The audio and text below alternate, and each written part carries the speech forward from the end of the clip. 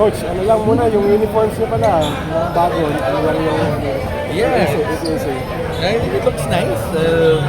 Parang I think our marketing and stuff wanted to do it, so it's a nice change.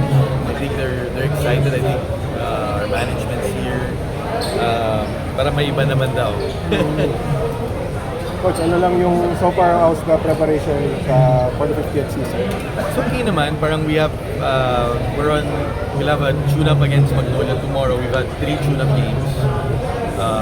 We know we might have a lot of games right away kasi we're preparing for EASL din, diba? So, mangyayari nun, I think, openings on the 5th, we probably will not have a game after the 15th kasi we have to have at least 4 practices for Justin, for Ronde, and then lilipad kami papunta na dun sa Japan ng 20th. I think games on the 22. So, we're expecting na the only way ma-accommodate din kami is we'll have a lot of games early, right? So we're trying to get a lot of games early, you know, regardless of the results. We want to get reps in, we want to get the rookies their minutes, we want to get some of the veterans who are coming back like Quinto and Maliksi some minutes, and it's worked out okay.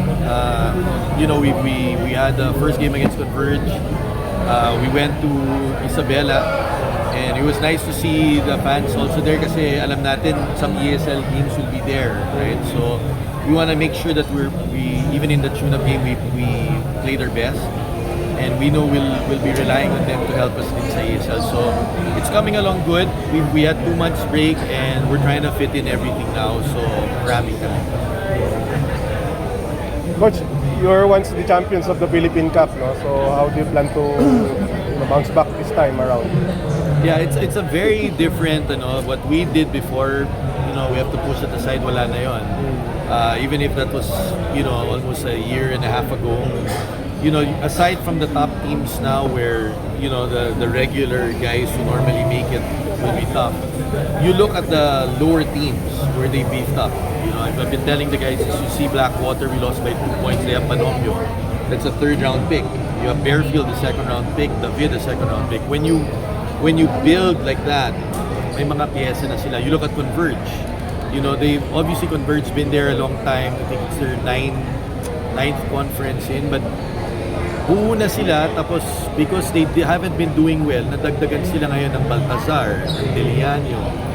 You know, you've got Aranyo was a 3rd pick, Shani, ano. So, malalim, rain or shine.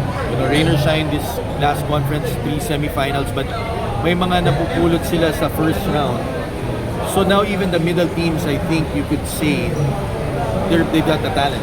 Will they do well? It's up to them. But I look at it, I've been Meralco 12 years. We've had 1 4th pick ever. That was Nusa. The next pick before that, I think, was Hodge. Everything's been 7-8. So alam namin yun. The idea is we've got some vets in, we've got some rookies in. I think right now, aside from Terra Firma, all the other teams, pag all Filipino, buo yung loob. So I think it's gonna be a lot of surprises also. O si Brickman, hindi pa siya sasali sa team. When is he joining? We have to honor Jason's contract because I think he's signed with MPBL, right? I think the problem now is because the MPBL have stretched their contracts to December. He's under contract there, so I think we'll have to wait and respect that contract. Some of the guys have shown up na. Si Vince has shown up, but hasn't practiced Mabuos. Ladis has played, Ethan has played, and those guys probably won't be with us from the onset. But we like our draft picks. I think we drafted smart 1 to 5. We got balance. We got Ladis, Lepalam, even si Pomya, si Jeff. Underdog yun, pero madami kami nakikita maganda. He can defend, he's smart at the pick and roll. Ethan, so we'll have to wait. But Jason, I don't know if he'll be allowed sa ESL. He would be a welcome addition for us because he's experienced, he's played in the international level. Hopefully payagan siya probably by December to join us. So, si Brickman, pero after na ng ano yan, ng MPBL campaign niya. Yeah, I mean, not in the earlier games. Yeah, we have to respect that contract, and we don't know what's happening. It's new to us also na may mga kontrata yan, right? Like Panoply has no contract, so he can play. But with Jason, if he has that contract and they don't want to allow, we have to honor that. The thing for us, baka habol siya ng EASL. And I think he's one guy we can count on because he's experienced. He's played in Taiwan, won a championship there. He's played in Thailand. We know what he can do, right? So hopefully he can join us. But we'll be fine even without him. We'll have enough players to hold the fort. Coach, you feel like swerte kayo na inaabutan nyo pa si Brickman kasi nagsasabi maybe top 5, maybe even top 3 pa nga sinasabi ng iba. Yeah, it was very hard because we didn't think mahuhulog siya dun sa round namin, right? And when you look at it at 7, we're full of guards.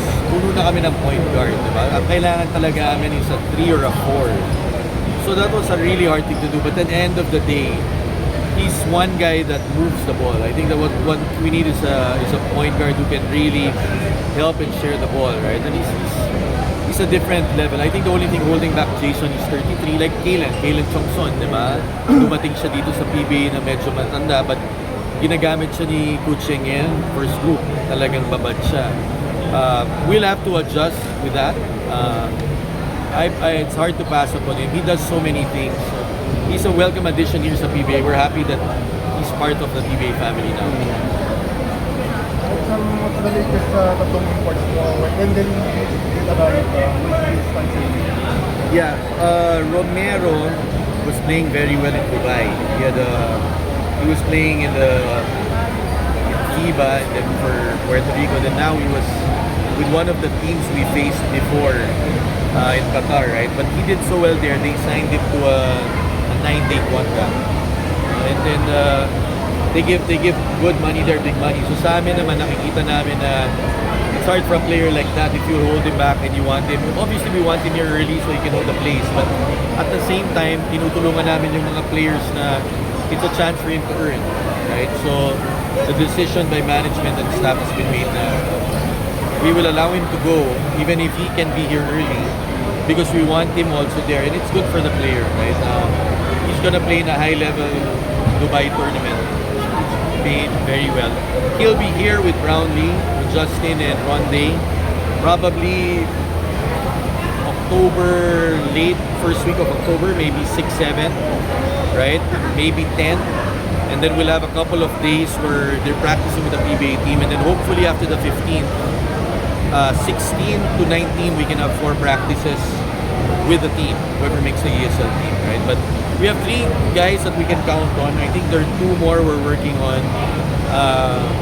One we're seeing if he can, let management handle that. The other one is signed, but because of visa applications in terms of working permits, he needs to clear that up. So I'll let management handle that. But we want a good team.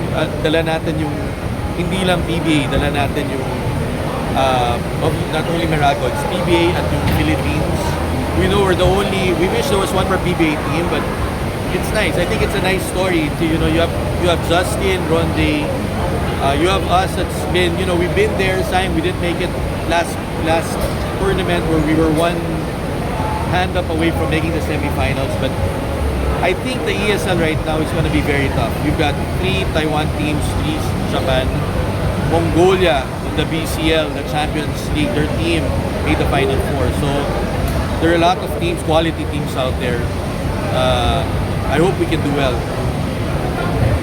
Coach, si Brownlee kasi, sorry for the lack of the better term parang Meralco killer for the past several years. So ano lang yung thoughts mo na he has a chance to this time win 1 for Meralco naman? Yeah, this is not more than Meralco for us. I think we're anoing the PBA, so we're very happy na pinayagan si Justin, pinayagan si Ronde because we have to care more, right? And we have a lot of fans that it matters na nakikita natin sa Gilas and sa ESL pag di tayo nananalo because madami tayong pride. If you think about it pound for pound, Philippines can do well against any Asian country. The problem now is the ball clubs allow 4 imports. So So we have to pivot and adjust to that. So we're very excited to have Justin. We know he's a winner. Ronde is a winner. We also know that they've struggled in international competition. So they need to sacrifice. What I mean, Justin played in the BCL for Indonesia. They didn't qualify. Ronde played in Korea with Ratcliffe, and he wasn't getting a lot of minutes there, right? You can only use one important time. So even if they've had success here, there's gonna be a lot of sacrifice by those two to adapt and adjust, and obviously to be leaders in the court, right? But again, we're excited. You know, it's a good thing. We would have wanted other guys to also be a part of it, like other teams to take the fort, but we were just being told we're being good soldiers, and we have to move on and do our best.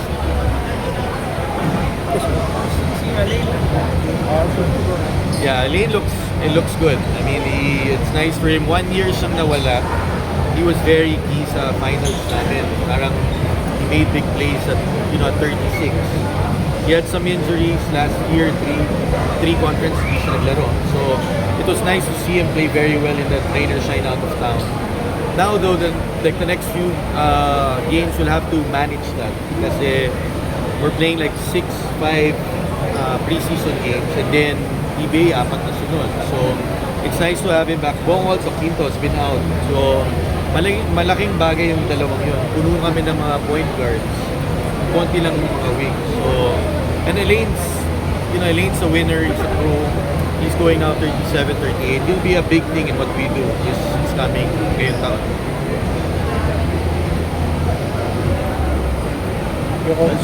Salamat, boys. Ano yung rin ni Aline?